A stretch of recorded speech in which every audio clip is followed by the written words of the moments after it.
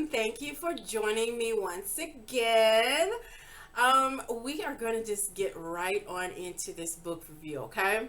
So the book is called Mist of Midnight by Sandra Byrd.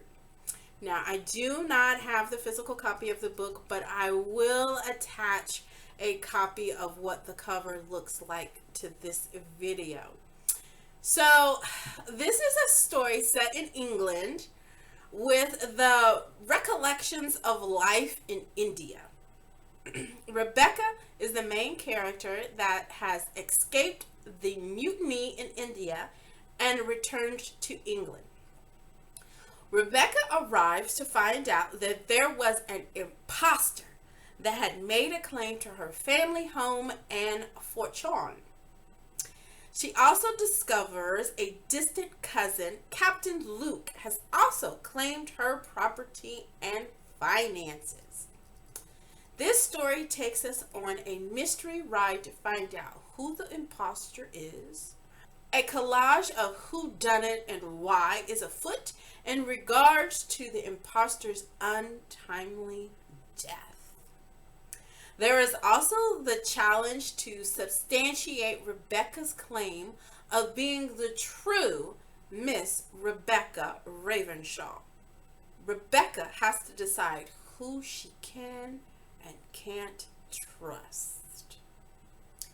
Rebecca has a lot to gain and lose if she is not declared the true and rightful descendant to inherit the Ravenshaw land and finances.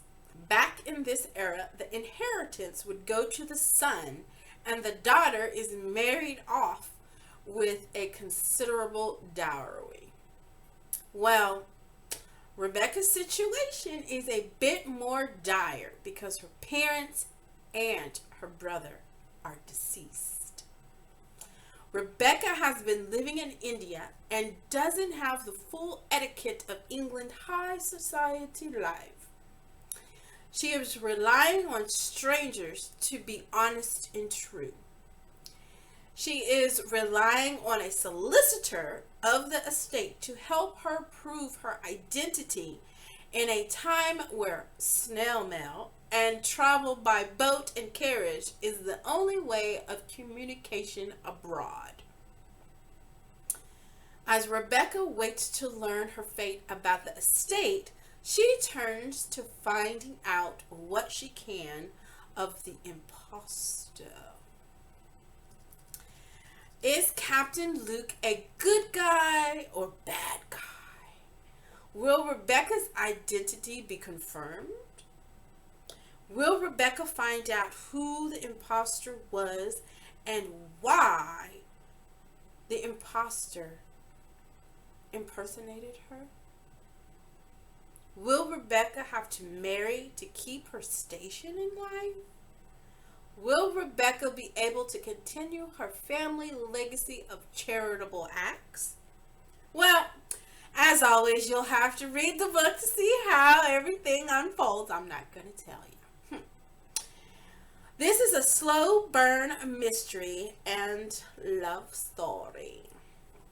The genre is classified as Christian fiction and romance. I did read the audiobook version, and it is about 10 hours of listening pleasure. The narrator did a good job bringing the story to life. I didn't find any triggers to mention other than there is mention of a deceased person. The deaths are not described in detail. There is religion mentioned and Bible quotes throughout the book. I'm guessing that's why this is in the Christian genre. But the book is pretty PG. And it didn't make a Hallmark or Pure Flex movie. I don't know if the physical copy has any discussion questions. Obviously, because I read the audiobook version. Some topics that could be discussed after reading this book are What would you do if someone stole your identity? Now, keep in mind, back in this era, there wasn't modern technology available. You know, we didn't have driver's license. We didn't have, facial recognition. We didn't have DNA. We didn't have all of that good stuff that we have now. So back then, it was pretty much someone had to confirm you are who you say you are. And so somebody had to be found to determine, are you who you say you are? I don't know. I don't know if that's a good thing or bad thing. I think sometimes we want to reinvent ourselves. And I think that would have been way easier back in this era, because you could just move somewhere else and say you were someone else and live life, where nowadays there are so many ways to track a person. So what would you do if someone stole your identity back in this old era? And what are some charitable or community service options in your area that you would participate in? And how far would you go to claim an estate or inheritance that you believe to be rightfully yours? Is faith your life compass? Would you marry for money and status, or for love? Well, those are just a few to get the conversation started for you. And I am sure if you read the book, you could probably come up with some more discussion questions or topics to go over.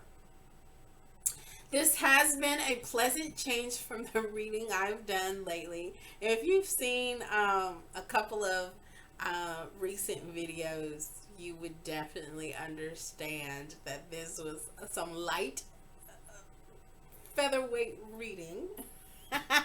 I definitely went towards the light in this reading. So yeah, it was a breath of fresh air for sure.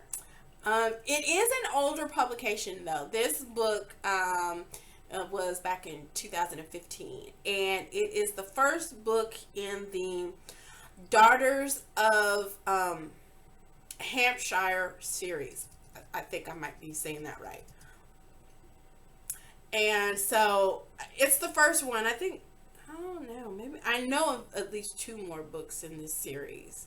So check it out, see if you like it, tell me what you think. And I really don't have anything, any true critiques about the book. Obviously it's in a series, so there's I guess more to the story. If you choose to keep reading the sequel, I don't know what they're about. You'll have to check that out. I do give this book a 9 out of 10. If you've read the book, tell me your thoughts. Let me know what you think. If you haven't read the book, pick it up and let me know what you think after you've read it. Also, do me a favor. It's not a huge favor. It's a little favor. But do me a favor. Can you do me a favor? My favor is, can you click the subscribe button? Yeah, just click the subscribe button. I mean, how hard is that? That's a reasonable favor, right? Just click the subscribe button. You can click like, you can share, you can tell your friends to come on over and take a look at these book reviews so that they can find something that they may be interested in reading. But seriously, just hit the subscribe button. Okay, so until next time, keep turning the pages, my book lovers.